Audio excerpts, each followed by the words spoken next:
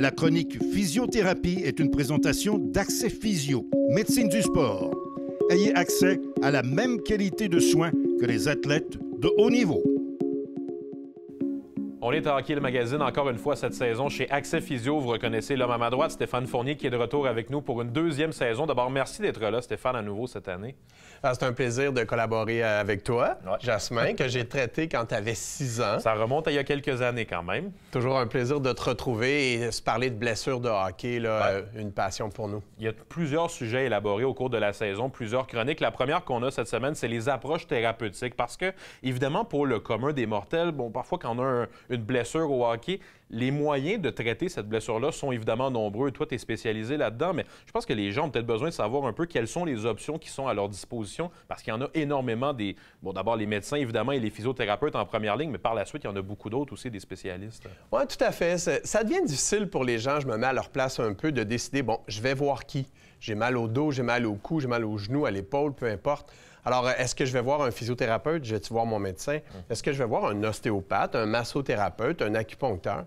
Fait qu'il y a plusieurs intervenants dans le domaine. Il y a même des ramancheurs, à la limite, là, en région, des gens qui vont voir des personnes qui connaissent dans le village depuis longtemps. C'est ce que j'allais dire, c'est pas un terme officiel, ça, ramancheur. Non, c'est un terme. Dans la littérature, on les retrouve tout à fait. Alors, c'est pas évident pour les gens de faire un choix. Moi, je crois, bien sûr, que l'important pour les personnes qui veulent consulter, c'est la sécurité. Les professionnels, qu'est-ce qu'un professionnel, Jasmin? C'est un intervenant membre d'un ordre professionnel. Oui, parce qu'il y a le côté des ordres là-dedans aussi qui vient, je dirais pas complexifier la situation, mais qui ajoute un élément à prendre en considération pour un jeune lorsqu'il se blesse, comment il veut se faire traiter et par qui, justement. Bien, c'est ça. L'ordre professionnel, c'est un organisme gouvernemental qui régit les modes de pratique de l'intervenant. Les physiothérapeutes sont membres d'un ordre professionnel, les médecins, bien sûr, les acupuncteurs aussi. Les ostéopathes, les massothérapeutes n'ont pas d'ordre professionnel.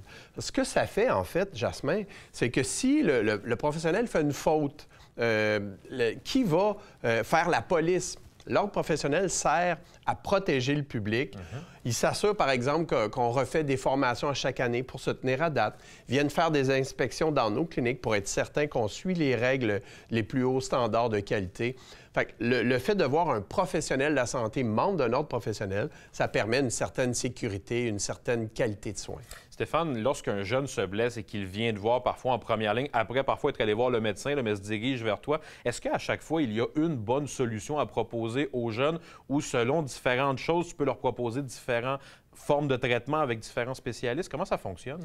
Bien, tu sais, Jasmin, il n'y a personne qui a réponse à tout. Ça fait 33 ans que je pratique déjà. Et puis, merci. Et puis, mais j'ai pas réponse à tout. Je vais vouloir collaborer en équipe. C'est ça, la médecine du sport. C'est un travail d'équipe. Le massothérapeute peut aider, l'acupuncteur peut aider, l'ostéopathe peut aider, le physio, bien sûr. Alors, c'est un travail d'équipe.